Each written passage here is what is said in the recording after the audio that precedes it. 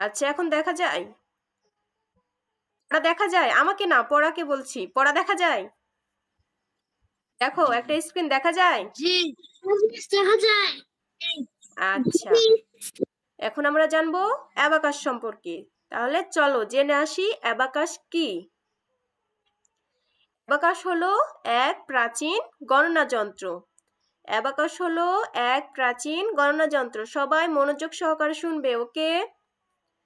Abacus হলো একটি প্রাচীন গণনা যন্ত্র বা গাণিতিক যন্ত্র।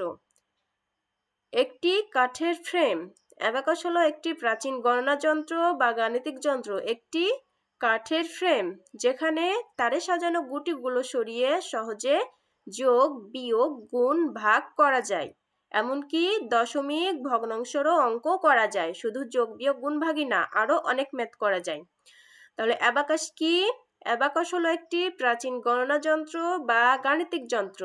একটি আয়তাকার কাঠের ফ্রেম যেখানে তারে সাজানো গুটিগুলো সরিয়ে সহজেই যোগ, বিয়োগ, গুণ, ভাগ করা যায়। এমনকি দশমিক, ভগ্নাংশের অঙ্কও করা যায়। বুঝতে পেরেছো?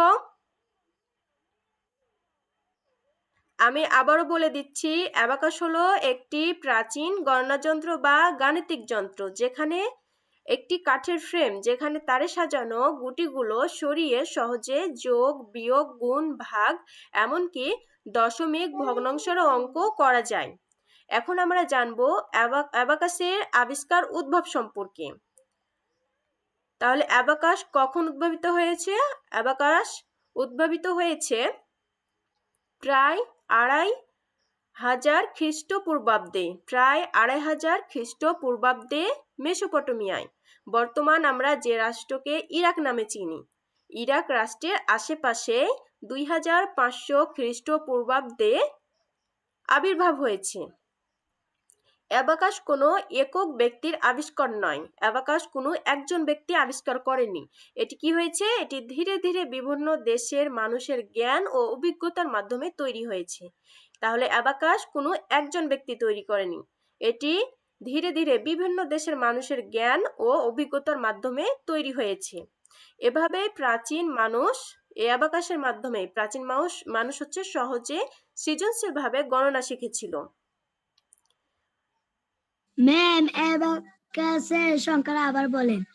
আচ্ছা, অ্যাবাকাস হলো এক প্রাচীন গণনা যন্ত্র বা গাণিতিক যন্ত্র।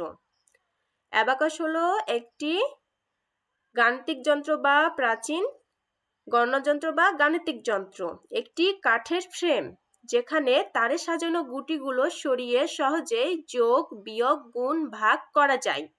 এমনকি দশমিক ও ভগ্নাংশেরও অঙ্ক করা যায়। বুঝতে পেরেছো? অ্যাবাকাস গণনার এক চমৎকার আবিষ্কার। অনেক অনেক বছর আগে, যখন মানুষের কাছে ল্যাপটপ, ক্যালকুলেটর বা ফোন ছিল না। এখন তো আমরা তো অনেক আপডেট, তাই না?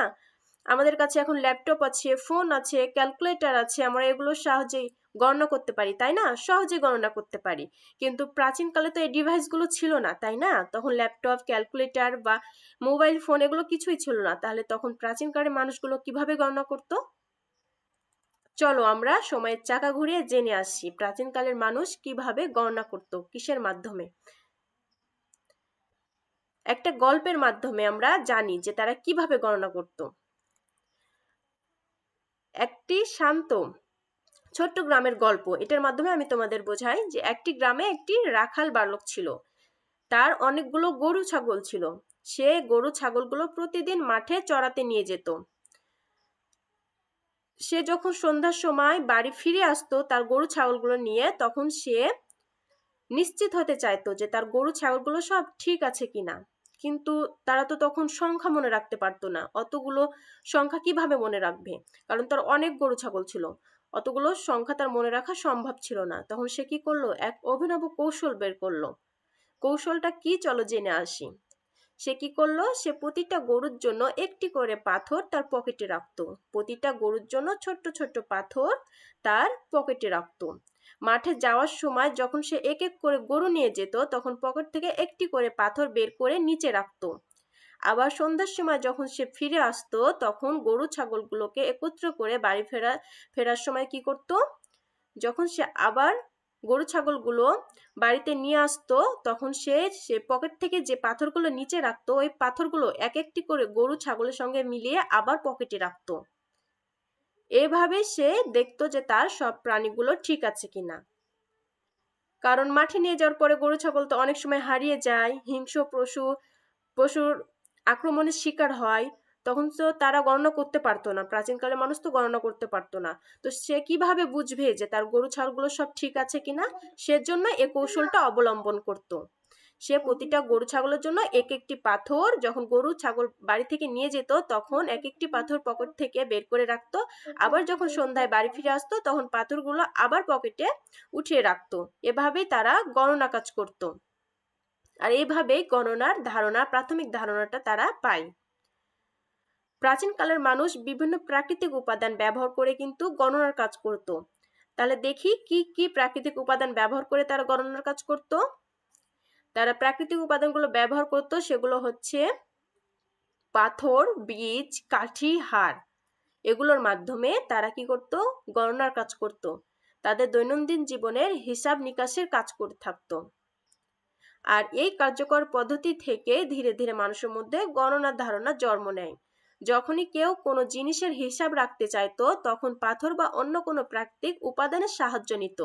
এভাবে ধাপে ধাপে মানুষের মনে সংখ্যা, যোগ, বিয়োগ এবং পরবর্তী আরো জটিল গণিতের ধারণার সূচনা হয়। প্রাচীনকালে ব্যবসায়ীরা কি করতো? প্রাচীনকালে তো ব্যবসায়ীরা দূর দূরান্তে বাণিজ্য করতে যেত, তাই না? তখন তাদের জন্য হিসাব রাখা ছিল অপরিহার্য, কারণ তারা ব্যবসা বাণিজ্য করতে যেত, তখন তো হিসাব নিকাশগুলো রাখা লাগবে, কিন্তু তখন তো কাগজ কলম এগুলো ছিল না, তাহলে কিভাবে রাখবে? তখন তারা এই প্রাকৃতিক উপাদানগুলোর সাহায্যে হিসাব নিকাশগুলো করে থাকতো। দেখো, যেমন নুড়ি পাথরের মাধ্যমে কিন্তু তারা হিসাবের কার্য সম্পাদন করত। তারপরে লাঠির মাধ্যমে দাগ কেটে কেটে, তারপরে হাড়, পশু পাখির হাড়ে লিখে, তারপরে গাছের বাকলে, এভাবেও কিন্তু লিখে তারা হিসাব নিকাশের কার্য সম্পাদন করত। এবার আমরা জানবো অ্যাবাকাসের জর্ব সম্পর্কে। এক সময় মানুষের মনে হলো যে এভাবে তো গণনা করা বেশ কষ্টকর, অনেকগুলো যখন সংখ্যা হয়ে যায় তখন অতগুলো তো প্রাকৃতিক উপাদান যেমন কাঠি, বীজ, এগুলো তো হাড়, এগুলো তো অতগুলো পেত না, তখন তাদের জন্য খুবই কষ্টকর হয়ে যেত। তখন তারা কি করত? তখন এক চালাক ব্যক্তি ভাবলো যে যদি কাঠের ফ্রেমের মধ্যে পুঁথি রাখা হয় আর তা সরিয়ে হিসাব করা যায় তাহলে কি গণনা সহজ হবে না? এই ধারণা থেকেই কিন্তু অ্যাবাকাসের জন্ম। একটি কাঠের ফ্রেম যার মাধ্যমে একাধিক দড়ি বা কাঠিতে পুঁতি গাঁথা থাকতো, এটির মাধ্যমে হিসাব কার্য শুরু হতো, যা বর্তমানে আমরা অ্যাবাকাস নামে চিনি। অ্যাবাকাস চার প্রকার, বিভিন্ন প্রকার আছে, তার মধ্যে প্রধানত 4 প্রকার। এগুলো বেশি ব্যবহৃত হয়, সারা বিশ্বে এই 4টি অ্যাবাকাস বেশি ব্যবহৃত হয়। তার মধ্যে দেখো, প্রথমটি হচ্ছে চীনা অ্যাবাকাস। 1 চীনা abacus, 2 Roman abacus, 3 Russian abacus, 4 জাপানি অ্যাবাকাস। 1 চীনা abacus, 2 Roman abacus, 3 Russian abacus, 4 জাপানি অ্যাবাকাস। এগুলোর আবার অপর নামও রয়েছে। দেখো, চীনা অ্যাবাকাসের অপর নাম সুয়ানপান। এটি দেখতে এইরকম একটি কাঠের ফ্রেম। এখানে কিন্তু অনেকগুলো রড রয়েছে এবং ওপরে 2টি গুটি এবং নিচে 4টি গুটি রয়েছে। চীনা অ্যাবাকাসের ওপরে 2টি গুটি এবং নিচে 4টি গুটি রয়েছে। 2 নাম্বারটি হচ্ছে রোমান অ্যাবাকাসের অপর নাম ক্যালকুলি। রোমান অ্যাবাকাসটি দেখতে এইরকম। 3 নাম্বার রাশিয়ান অ্যাবাকাস, অপর নাম হচ্ছে স্কটি। রাশিয়ান অ্যাবাকাসের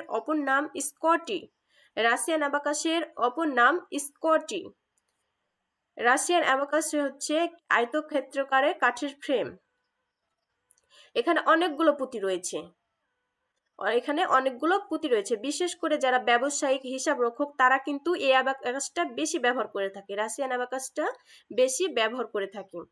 4 নম্বর হচ্ছে জাপানি অ্যাবাকাস, যার অপর নাম সরবান। আমরা শিখব জাপানি অ্যাবাকাস সরবান। আমরা জাপানি অ্যাবাকাস সরবান শিখব। কেন শিখব? কারণ এটি বেশি ব্যবহৃত হয়। তারপরেও তোমরা যেহেতু ছোট ছোট, তোমাদের এটি শিখতে অনেক ইজি হবে। তোমরা ইজিভাবে এটাকে নিতে পারবে, শিখতে পারবে, সহজে শিখতে পারবে। সেজন্য আমরা কি শিখব? জাপানি অ্যাবাকাসটি শিখব। আমরা শিখব জাপানি অ্যাবাকাস সরবান। আমি আরেকবার বলে দিই, অ্যাবাকাস 4 প্রকার: চীনা abacus, Roman abacus, Russian abacus, জাপানি অ্যাবাকাস। চীনা অ্যাবাকাসের অপর নাম সুয়ানপান, রোমান অ্যাবাকাসের অপর নাম ক্যালকুলি, রাশিয়ান অ্যাবাকাসের অপর নাম স্কটি, জাপানি অ্যাবাকাসের অপর নাম সরবান। তোমরা কি বুঝতে পেরেছ? এই পর্যন্ত তোমরা বুঝতে পেরেছ? কারো কোনো প্রশ্ন আছে? Yes, miss, বুঝতে পেরেছি। ওকে, তাহলে আমি আরেকবার বলে দিই, অ্যাবাকাস কি? অ্যাবাকাস হলো একটি প্রাচীন গণনাযন্ত্র বা গাণিতিক যন্ত্র। একটি আয়তাকার কাঠের ফ্রেম যেখানে তারে সাজানো গুটিগুলো সরিয়ে সহজেই যোগ, বিয়োগ, গুণ, ভাগ করা যায়। এমনকি দশমিক এবং ভগ্নাংশেরও অঙ্ক করা যায়। অ্যাবাকাসের জন্ম কত খ্রিস্টপূর্বাব্দে? 2500 খ্রিস্টপূর্বাব্দে মেসোপটেমিয়ায় অ্যাবাকাসের আবির্ভাব হয়। অ্যাবাকাসের আবির্ভাব হয়।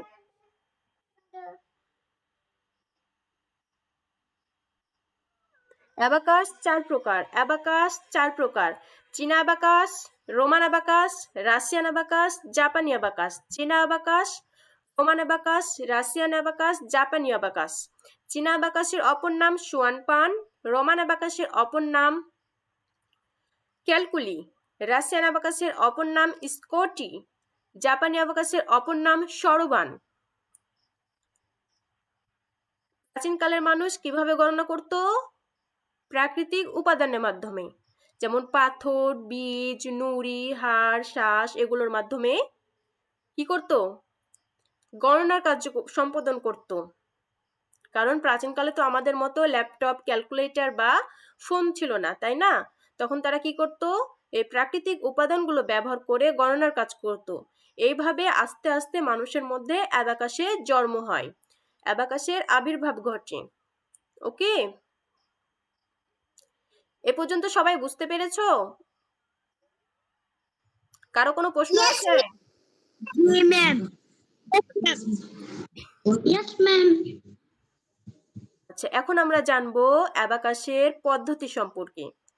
অ্যাবাকাসের পদ্ধতি সম্পর্কে আমরা জানবো। অ্যাবাকাস আমরা শিখব 3টি পদ্ধতির মাধ্যমে, 3 মেথড পদ্ধতির মাধ্যমে। 3 মেথডের মাধ্যমে আমরা অ্যাবাকাস শিখব। ওকে, মেথডগুলো কি কি? এক হচ্ছে using hands. Number 1 using hands. Number 2 using tools. Number 3 using imagination. আমরা অ্যাবাকাস শিখব 3টি মেথডসের মাধ্যমে। Number 1 using hands, number 2 using tools, number 3 using imagination. অর্থাৎ ফিঙ্গারের মাধ্যমে, আঙ্গুলের সাহায্যে, হাতের আঙ্গুলের সাহায্যে শিখব। 2 নম্বর হচ্ছে টুলসের মাধ্যমে, যে আয়তাকার কাঠের ফ্রেমের কথা আমরা বলছি সেটির মাধ্যমে আমরা শিখব। 3 নাম্বারটি হচ্ছে ইমাজিনেশনের মাধ্যমে, ইমাজিনের মাধ্যমে এটা শিখব, কল্পনা শক্তির মাধ্যমে। ওকে, তাহলে কয়টি পদ্ধতি অ্যাবাকাসের? অ্যাবাকাস শেখার পদ্ধতি হচ্ছে 3টি। অ্যাবাকাস শেখার পদ্ধতি হলো 3টি। Number 1 using hands, number 2 using tools, number 3 using imagination. Okay, এবার আমরা জানবো ফিঙ্গার নেম সম্পর্কে। আমরা তো ফিঙ্গার নেম জানি, তাই না? কম বেশি আমরা সবাই ফিঙ্গার নেম জানি, বাংলা তো জানি, ইংরেজি তো জানি, তাই না? ম্যাম আরেকবার বলেন। আচ্ছা, কোনটা বলবো? Method 3 method. 3 মেথড। আচ্ছা, আমরা অ্যাবাকাস শিখবো 3টি পদ্ধতির মাধ্যমে। অ্যাবাকাস শিখবো 3টি পদ্ধতির মাধ্যমে। নাম্বার 1 ইউজিং হ্যান্ডস, অর্থাৎ ফিঙ্গারের মাধ্যমে, এই হাতের সাহায্যে। নাম্বার 2 ইউজিং টুলস, টুলসের সাহায্যে। এটা তোমাদের পরবর্তীতে আমি দেখাবো, টুলসটা তোমাদের পরবর্তীতে দেখাবো। 3 নাম্বারটি হচ্ছে নাম্বার 3, ইউজিং ইমাজিনেশনের মাধ্যমে, ইমাজিনেশনের মাধ্যমে অর্থাৎ কল্পনা শক্তির মাধ্যমে। বুঝতে পেরেছো? আচ্ছা চলো এখন আমরা ফিঙ্গার নেমগুলো জানি। সবাই ক্যামেরা অন করে আমার সঙ্গে সঙ্গে বলবে, কেউ মাইক্রোফোন অন করবে না, মাইক্রোফোন অফ থাকবে, ক্যামেরা অন করে সবাই আমার সঙ্গে সঙ্গে বলবে।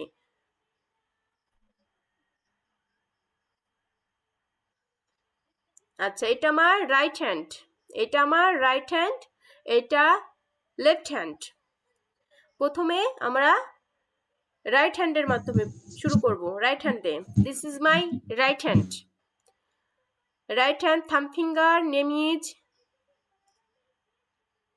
থাম্ব ফিঙ্গার, এটা thumb finger. Index finger, middle finger, ring finger, little finger. Thumb finger, index finger, middle finger, ring finger, little finger. Thumb finger, সবাই আমার সঙ্গে সঙ্গে বলবে, মাইক্রোফোন অফ থাকবে, সবাই ক্যামেরা অন রেখে আমার সঙ্গে সঙ্গে বলবে thumb finger, index finger, middle finger, ring finger, little finger. আমি আবারও বলছি, thumb finger, index finger, middle finger, little finger, sorry ring finger, little finger. Thumb finger, index finger, middle finger, ring finger, little finger. Okay, এবার দেখো left hand. This is my left hand. Thumb finger, index finger, middle finger, ring finger, little finger. Thumb finger, index finger, middle finger, ring finger, little finger. একই রকম হবে, সব ফিঙ্গারের নামগুলো একই রকম হবে, আমরা তো জানি তাই না? এটা আমাদের সবার জানা বিষয়। আচ্ছা আমি আরো একবার বলে দিই, thumb finger, index finger, middle finger, ring finger, little finger. Thumb finger, index finger, middle finger, ring finger, little finger. Okay, এবার দেখো এই হাতে thumb finger, index finger, middle finger, ring finger, little finger. Thumb finger, index finger, middle finger, ring finger, little finger. Thumb finger, index finger, middle finger, ring finger, little finger.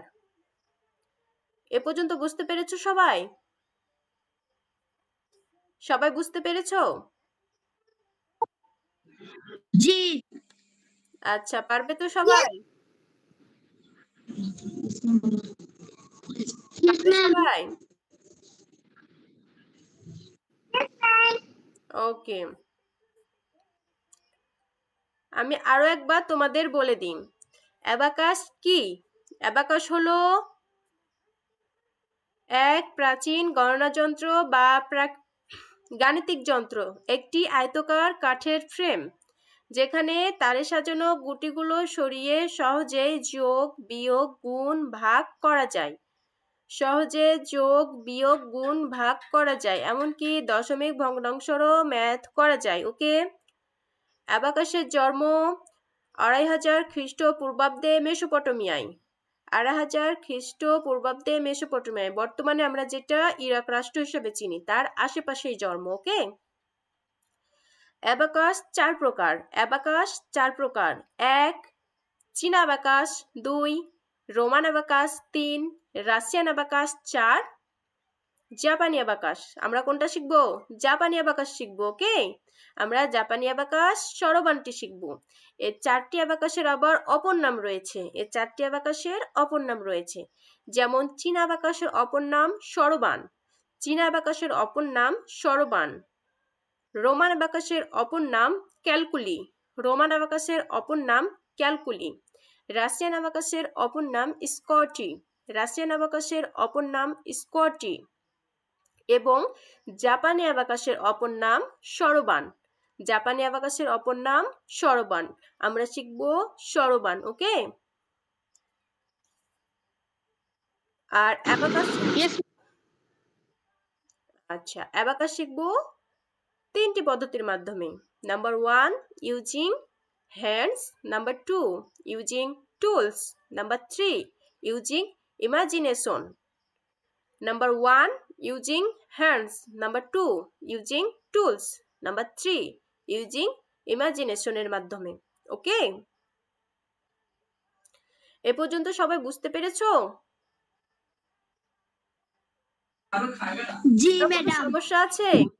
বুঝতে না পারলে আমাকে বলো, আমি আবারও বুঝিয়ে বলে দিব। ঠিক আছে? ম্যাম